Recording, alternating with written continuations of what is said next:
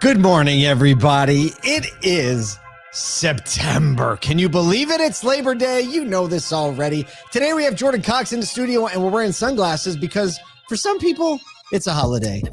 Labor Day, baby. But for a lot of the car business, it's called a work day. That's it's right. The beginning of the month, and we have to earn it every day. One of the best-selling days of the quarter. I know, for sure. Probably the year. Probably Maybe. the year. I don't know. I mean, David Long sells like, what, 200 cars on Black Friday? It's nuts. Oh, that's true. That's an oddity. A lot of people don't sell a lot of cars on Black Friday. Yeah, exactly. I don't know, but it's Labor Day. Some people are vacationing. Some people are saying goodbye to summer because this is the week that school begins. That's what it's like in upstate New York. School begins in 2 days. So Wednesday and Thursday when the kids go back.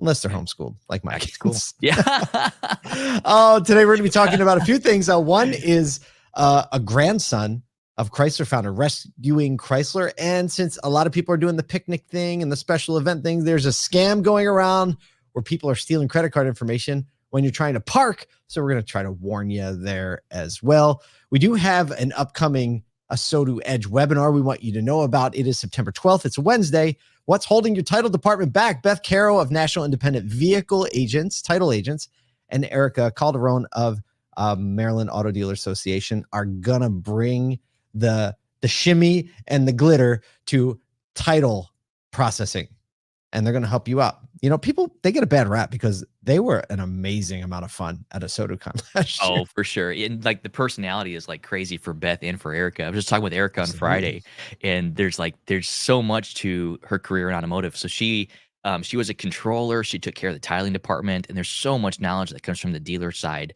from Erica. I'm really looking forward to her sharing all of that knowledge with our community.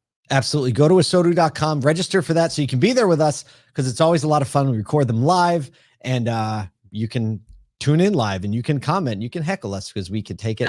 But it's gonna be a lot of fun talking through this topic and probably opening the eyes of a few people to get you a little bit more efficiency and hopefully process those titles, keep those customers happy. Let's get into some news.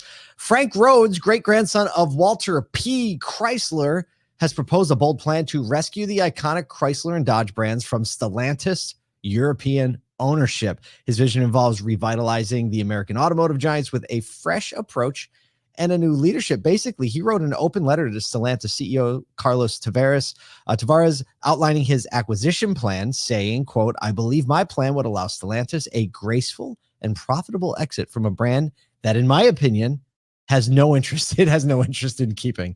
And it is already trying to somehow quietly exit without a lot of publicity and minimal UAW membership turmoil."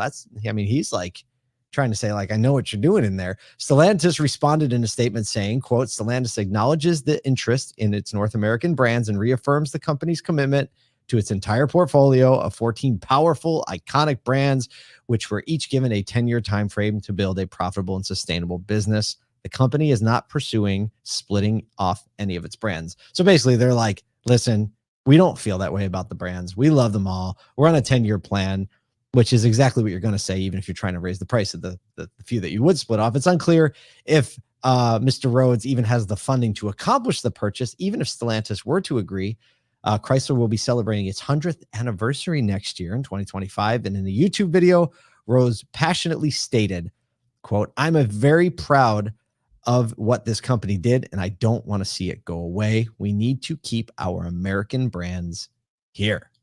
Didn't see this one coming. This is one on a left field. I mean, if you think about it, so I just looked it up. Stellantis as a whole is valued at $50 billion, which is nuts. So the thought that comes to my mind is, how much is Chrysler and what's the valuation of that in there? And does the Chrysler brand have more value to that company or the infrastructure of Chrysler? You see that a lot where companies will buy a brand because they know it's valuable to them, just because of whether the infrastructure set up, the technology is there, the distribution's there, and then they just completely shut down the brand because now they have what they want. So it's like so tough to say where Stellantis is going long term. I mean, obviously they're still selling Chrysler and Dodge, so it makes sense. But I'm just so like, I'm so surprised that Chrysler's still a sleeper on the market. That's what I mean by that. All right, when I say Chrysler, what is the first vehicle that comes to mind? Minivan, baby. Pacifica all day. All day. How about what's the second one? Oh man, dude, it'd have to be under a Dodge, like a Dodge truck. But I mean, that got spun off as Ram. It's Ram, right? Like, I mean, what do you got? The 300 comes to mind. Oh, that's true. Which it's funny. So you might not know this, but if you read the letter that Frank Rhodes wrote, the great grandson of Chrysler founder, he bought the last 300 off the production line. Did he? Isn't that nuts? Yeah, that's awesome. Here's a picture with it. Well, it's still on the production line. Hey, when that car came out, I remember when that came out, there was like some mojo around it. Oh, for sure. It was like the poor man's Bentley. That sucker looked amazing. That's right. There's still so many people that love it. Do you remember the Dodge Magnum, the station wagon version? Oh yeah, like it was like half Hertz, half hers, and half right. Yeah, it's like you could carry a casket in there. That's right. Some lumber. You know what? Strangely enough, I knew a bunch of drummers that had them, and that made tons sense. of great space. Yeah, that thing got a Hemi. I know it. That thing. And then they had, what was that little one? The Crossfire. Oh, the Crossfire. That was a good one. Yeah. Yeah. An affordable one. The Chrysler Sebring. Michael Scott drove that one. I mean, epic vehicle. In the office. Epic vehicle. I mean, it's how you know you've made it really in corporate life is if your company leases you a Sebring. That's right. No, I think, but then you start thinking back to like the epic nature of what Chrysler vehicles stood for. Yeah. They had like a swagger to them. They had a prestige to them. They were big. They were bad. And so it'd be interesting to see what the vision is. I haven't read it, but I mean, he outlined it. Was it 16 pages? Exactly.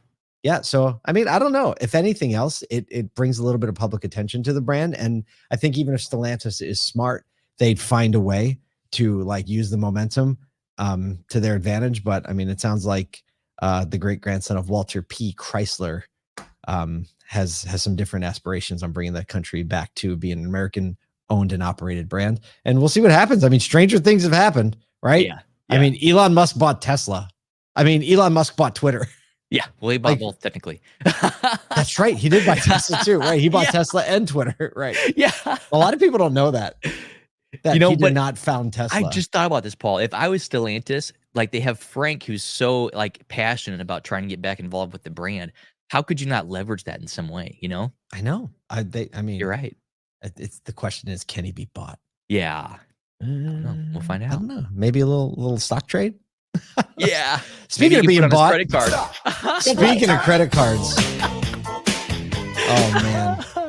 So scammers are finding a way to steal your credit card information. Maybe as we produce this podcast, while you're trying to pay for parking, this time they're targeting parking meters in Southern California. Fraudulent QR codes are being placed over the legitimate ones, tricking people into giving away their financial details, name, credit card number. The FBI reported that Americans lost over 150 million last year due to fraudulent QR codes. Redondo Beach, California discovered nearly 150 fake QR codes on parking meters with URLs that closely mimic the ones for the actual payment sites. Some of the fake codes actually sent drivers to a website called Pay by Phone, P-O-Y instead of P-A-Y, right? Pay by Phone is kind of the brand. And so it's just a letter off. When you get to the website, it's got the logos, the icons, all the things that make it look. You put your credit card information in and you could still get a parking ticket. That maybe is the biggest rub of all. So, when you're scanning that parking meter, check the URL to make sure it is the right URL, not changed by a letter. But I mean, then scammers always going to find a new way to scam somebody. And this one actually seems like a very easy to execute one. The Pay by Phone instead of Pay by Phone. That reminds me of back in the day, there was this big phishing scheme on MySpace. So, 20 years ago. And the URL that they used was RNY space because it literally looked like it was an M. Oh, and because they had looks R like and an N M together. Exactly. Yeah. So that just reminded me of that from, when was that? 20 years ago. RNY space. RNY space. I wonder if here, let's go to the RNY space. Yeah, it's Let's see what comes up just for fun because it's like RNY. That does look like an M. That's really great.